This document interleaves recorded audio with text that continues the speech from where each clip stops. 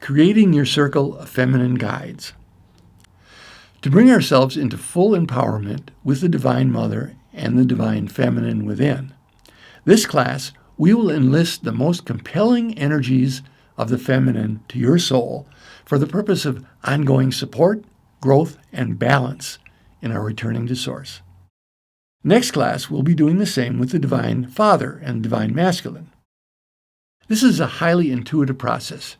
You could spend endless hours doing an intellectual research on the topic and completely cover over and miss the signals your life has already brought into the wisdom of your heart, which we will now affirm and tap into. Take handout 2, Finding Your Circle of Feminine Guides. And on the left-hand side, write a list of 20 feminine beings who are inspirational to you in some way. These could be living, deceased people, saints, angels, ascended masters, or even animals or plants. The way to do this is just to invite them to appear to your consciousness and then write them down without judgment or debate. Take whatever comes now. You can always add or subtract later as you wish. Then, proceed immediately to the right-hand column and again intuitively write 20 feminine qualities to which you aspire without censorship or judgment, such as ruling them out because, well, men could also have that quality. Take what comes out now. Again, you can always add or subtract later as you wish. Complete this and come back to the video. Now we will proceed to gathering your circle of feminine guides. In a number of past courses in the School of Integrative Psychology, we've spent the entire curriculum on studying and enhancing the functioning of our human energy centers, or chakras as they're called in Eastern disciplines. Each energy center represents vital areas of human functioning, and our goal is to balance them so they're working in harmony rather than at odds with one another. In so doing, our body and mind is a house unified rather than a house divided, and in a much better position to align with our source. There's a reference to more information about chakras on our Class 2 resource list, but that's not needed to do the work here. To assist in coming to greater balance and harmony with our yin or feminine qualities, we shall invite feminine guides into each of our personal energy centers in order to give special support, strengthening and balancing each one individually and to all of them together. So take handout 3, Circle of Feminine Guides, and intuitively pick a feminine guide for each of the energy centers on the graphic for which you want their support. For example, the first chakra has to do with your basic sense of security. What feminine guide would you like to have support you in this? Select a guide either from your list on handout 2 or one that comes intuitively to you now.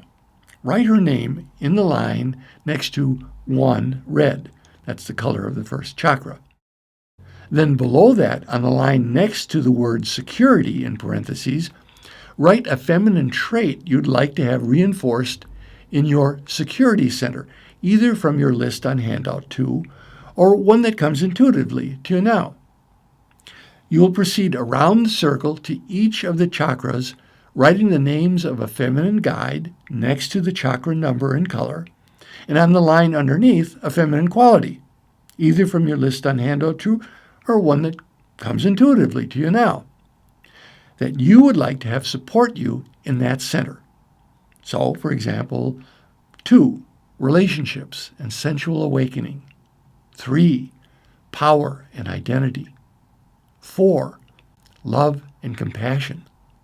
5, truth and creative expression. 6, vision and insight. 7, spirituality and guidance. And 8, wholeness and completion. The 8th is your soul star center above your head, encompassing qualities and experiences from your past existence. Complete this and come back to the video. You now have your working team of feminine guides to support your healing, growth, and development for as long as you choose to employ them. There's actually chronic underemployment in the realm of guides because the rule they must follow, if they are genuinely attuned to your highest good, is that they cannot interfere with your life without an invitation from you. Few people actually invite the guides that are available. And even when they're invited, they cannot do the work for you, but can be of invaluable assistance in reminding you of your true path. This is a work in process. And if they are genuine guides, they will always defer to your selecting another one on the circle. They will graciously step aside as a central focus and still support you. I kept developing my circle over a period of years and now have a stable team of both masculine and feminine guides in place for years. I have over time gravitated to the guides that represent the most universal of qualities, like saints, ascended masters, or divine figures, as they seem to bring forth the deepest feelings for me. But they can't be generalities. You have to develop a personal relationship with each. I cannot express adequately how they have helped and supported my healing and growth on all levels. Now, true to form, the ego part of you that is built on limited vision and is therefore in fear and uses control to think that's what keeps you safe will discredit any such entity or guide which you cannot see and control. Oh, you're making all this up, it will say to you. It's not real. You can't be supported by what you can't see. Now, my rejoinder to such cajoling by my mind is, of course I'm making it up, in two ways.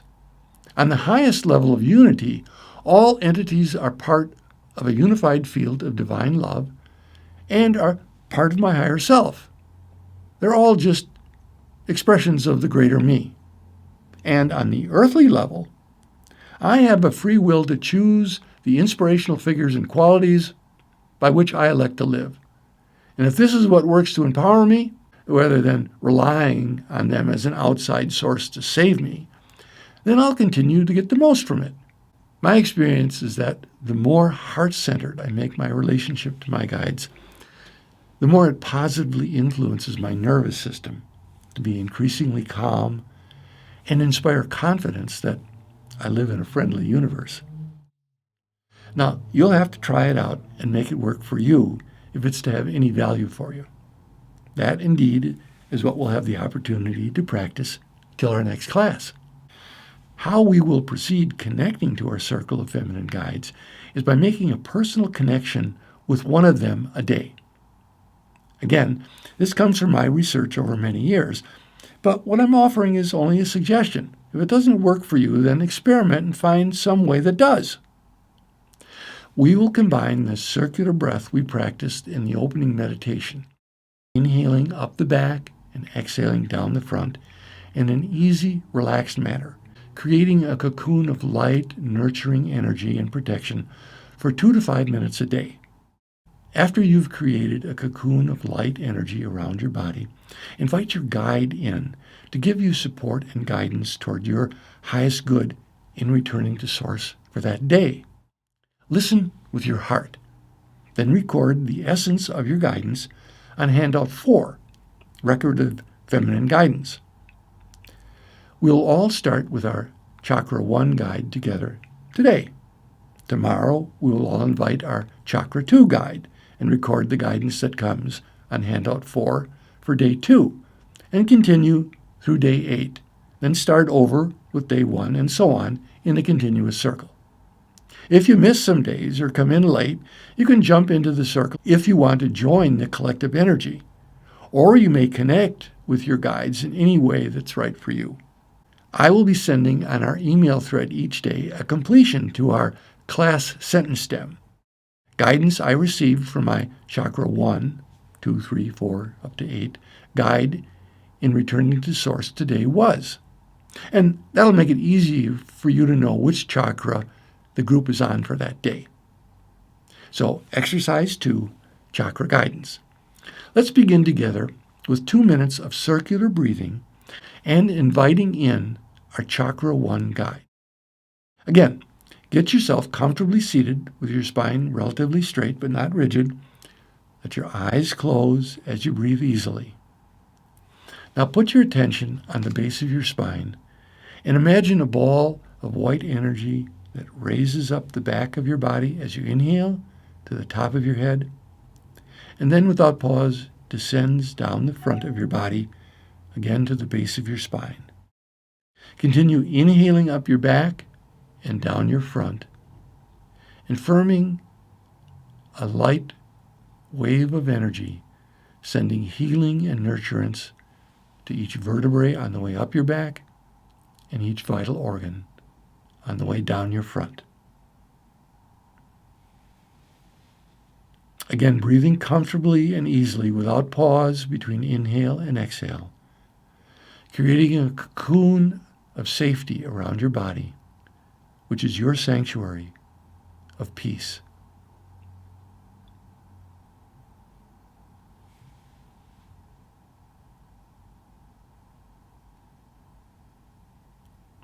Now bring your attention to the center of this sanctuary, your heart area, and invite the presence of your Chakra 1 feminine guide into your heart to inspire and guide you in returning to Source in your life today. Breathe easy and take whatever comes, rather than letting your mind dictate what thinks should be coming, even if it's just an inner feeling or sense, no matter how faint.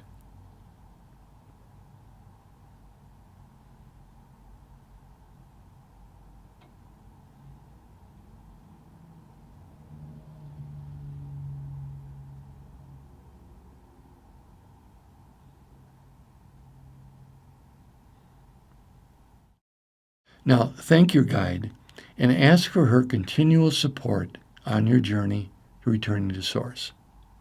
Then, with a few deep and clearing breaths, open your eyes and bring yourself back to the awareness of your present surroundings while retaining whatever sense of inner support felt good for you in the meditation. Then, on Class 2, Handout 4, Record of Feminine Guidance, Entry 1, make a brief recording of whatever came to you in this little exercise we did together.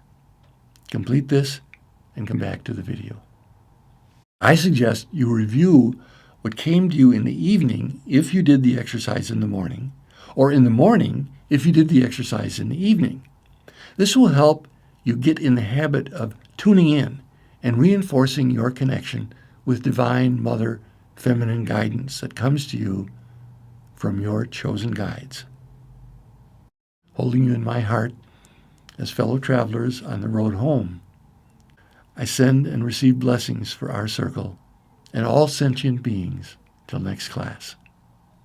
Blessings in light and love.